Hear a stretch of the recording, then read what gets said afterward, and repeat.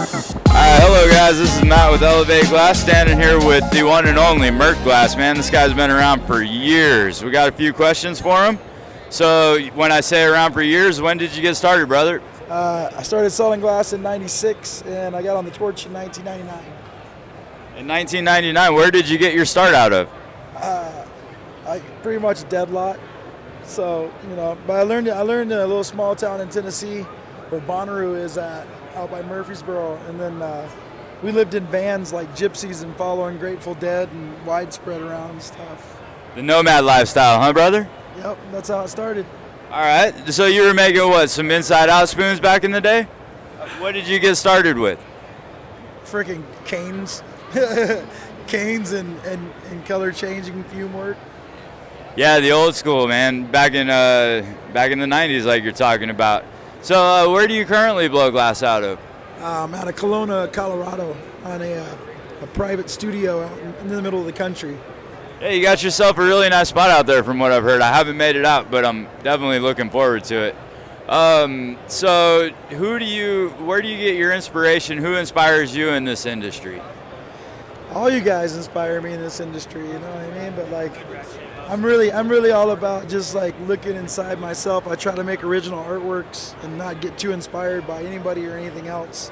Just pretty much what's coming out of my head. That's a good way to put it, man. So what are your techniques? I know you're big into sculpting. What is the new thing for Merc? What's he been busting out that makes him happy? I got some projects in the works. They're just bigger pieces, more elaborate. Okay. I feel like back in the day I used to make really elaborate pieces, and the oil movement slowed it down and made everything micro, and I'm trying to get back to doing large scale functional art, Yeah, wowing the people, right? Wowing the people. So who do you currently work with? I know you got a small studio, you said private. Is there anybody that you're working with on a regular basis? I mean, I work with my wifey like all the time, Mama's Glass. We work together like every day. And then I got a couple other friends that are out in Kelowna and always collabing, but lately we're working on a lot of gallery showings and classes, so more of that stuff than collabing right now. All right, that makes sense. So what do you see for your future in the industry? Wow. I don't know, I'm trying to blow glass until I die. That's really it, you know what I mean? So if I can make that part last for me for the next 30, 40 years of time, I'd be really stoked to do that, And bigger stuff, bigger, better things. You just keep doing it, you say.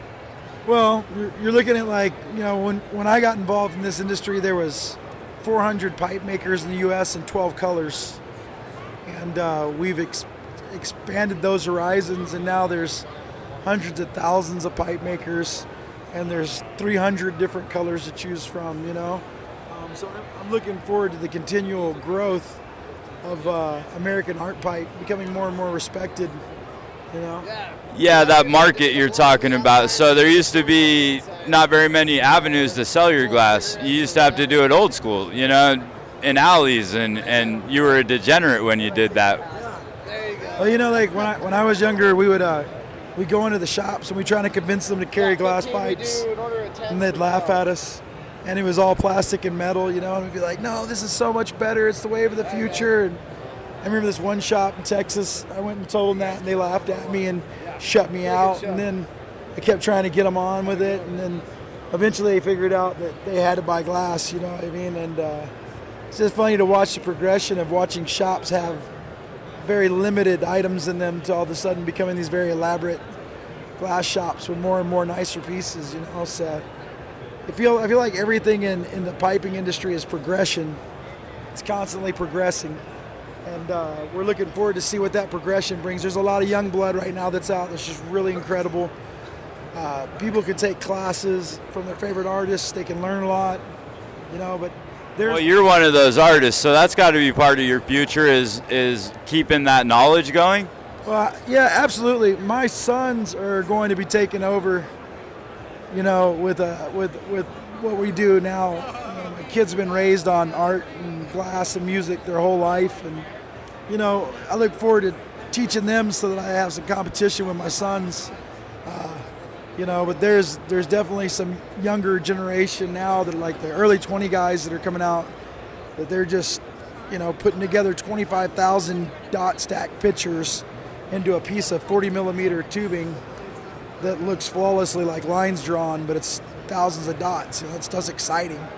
The drawing games with filigranas and stringer work patterns is at an all-time high, and even sculpting starting to kick off to a point where people can really more execute their imagination, you know. So I think, you know, the future that's coming is probably just ridiculous as far as what's to come, you know.